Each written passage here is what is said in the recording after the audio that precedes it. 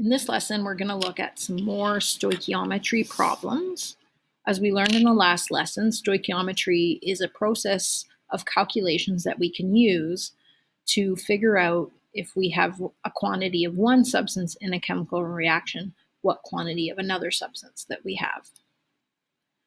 So in the last lesson, we looked at mole-to-mole and mass-to-mass problems.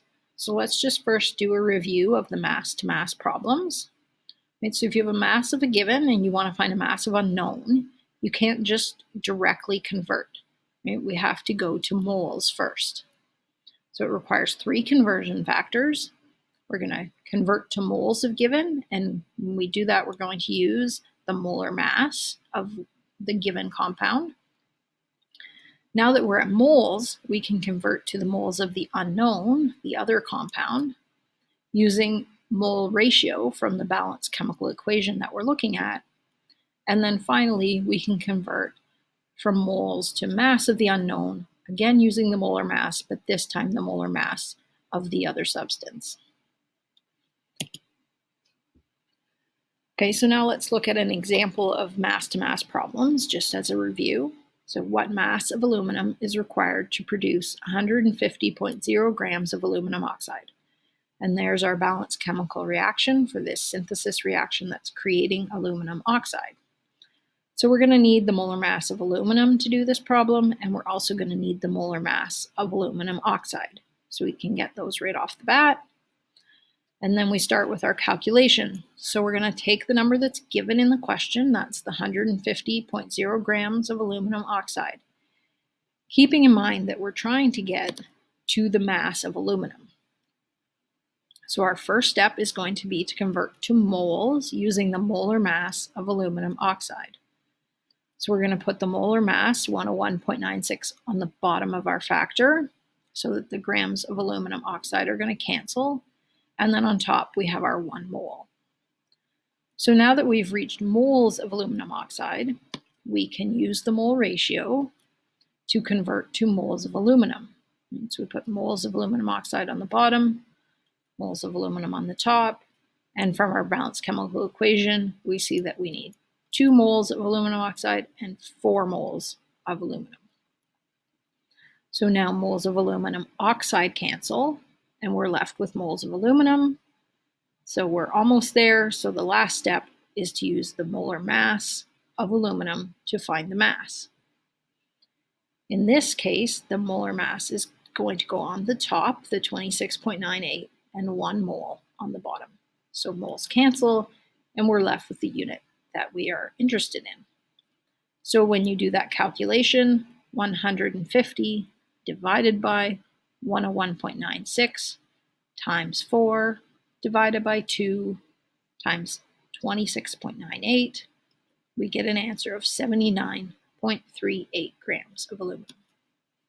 So if you were to carry out this reaction, you wanted to make 150 grams of aluminum oxide, you would need to start with at least 79.38 grams of aluminum. And the final answer is shown to 4 significant figures because all of the numbers in our question have at least 4 significant figures. Okay, so now let's add on to this. So using tools that you already have, calculations you already know how to do, we can add in also being given information about molecules or atoms, or having to find the number of molecules or atoms that of an unknown substance. So the tools we're going to use, again, are our conversion between moles and particles, right? So that involves Avogadro's number, 6.02 times 10 to the 23 particles per mole. And if the question is referring to a compound, then our particles will be molecules or formula units. So we can convert between it and atoms using the atomic ratio from the formula of the compound. Okay, so these are calculations we've been doing. We're just going to now add them into our process of stoichiometry. So what I'm going to go through is what I'm calling a stoichiometry roadmap. So it'll help you with a path you can follow to do these calculations. So we'll start with sort of the core of the stoichiometry calculations, which is converting between moles. Right? Once you're at moles, you can move between different chemicals. And you do that using the mole ratio from the balanced chemical equation.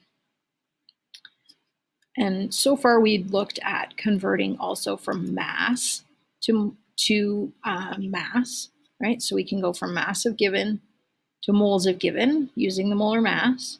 And then once we get to the moles of unknown, we can find the mass of unknown using the molar mass. Okay, so that's what we have so far. So now let's add if we are looking at atoms or molecules. So first of all, maybe we're given a certain amount of atoms to work with and asked to find something about a different compound. So if the given that we're working with is an element, we can go straight to moles using Avogadro's number. However, if it's a compound, we need to go first to molecules or formula units, and we do that using the atomic ratio from the compound's formula. Then we can go from molecules or formula units up to moles, again using Avogadro's number. Now, if we look at the other side, the question asks you, well, how many atoms of this unknown substance are created? So if you have an unknown that's an element, right, you can go straight from moles to atoms using Avogadro's number.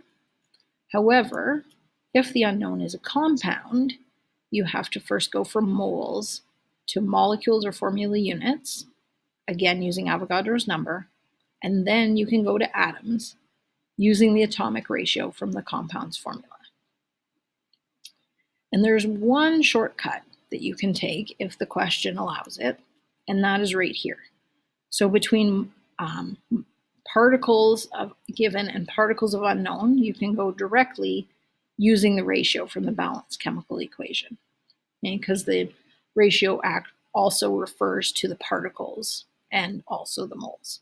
So you can skip across there if that happens to be the shortest path. So let's look at some examples on how we could use this stoichiometry roadmap. So the first example, what mass of ammonia is produced when 5.6 times 10 to the 24 molecules of hydrogen react? So let's look at our roadmap. So the question says, what mass of ammonia? So that's what we're trying to find. We're trying to find, so it's the mass of the unknown, so that's where we're going to end up in our map. When 5.6 times 10 to the 24 molecules of hydrogen react. So we're starting here at molecules. Okay, and you can really start anywhere in the path and end anywhere. Okay, so that's where we're starting, that's where we're ending. So we're going to follow the path. So the first thing we need to do is to convert to moles using Avogadro's number. Then we're going to use the mole ratio from the balanced chemical equation. And then we're going to convert to mass using the molar mass of the unknown. Okay, so we're going to go through 3 steps to get from where we started to where we want to end up. So let's look at that calculation. So we start with what's given in the question. 5.6 times 10 to the 24 molecules of hydrogen. We need to convert that to moles before we can get to grams of ammonia, which is our ultimate goal. So we're going to convert that to moles using Avogadro's number, right? We've got molecules, so that means Avogadro's number needs to go on the bottom of the conversion factor. And now we've reached moles. Next step, use the mole ratio. So we're trying to get rid of moles of hydrogen, so that's going on the bottom. We're trying to find a mass of ammonia, so we need to put ammonia on the top. And then we know that for every 3 moles of hydrogen, we get 2 moles of ammonia. So we've now reached moles of ammonia, and then the final step, use the molar mass of ammonia to find the mass. And the molar mass is 17.04 grams per mole. So we're going to put that up on the top so that moles cancel, and then we're going to calculate. So 5.6 times 10 to the 24 divided by 6.02 times 10 to the 23 times 2 divided by 3 times 17.04 gets your final answer, 105.67. We check our significant figures. The given in the question only has 2, which means our answer can only have 2. So if you were to react 5.6 times 10 to the 24 molecules of hydrogen, you would get 110 grams of ammonia. Now let's look at a second example. Same reaction. So how many atoms are produced when 19.5 grams of nitrogen gas reacts? So let's look at our mat. So atoms are produced. So our product is ammonia.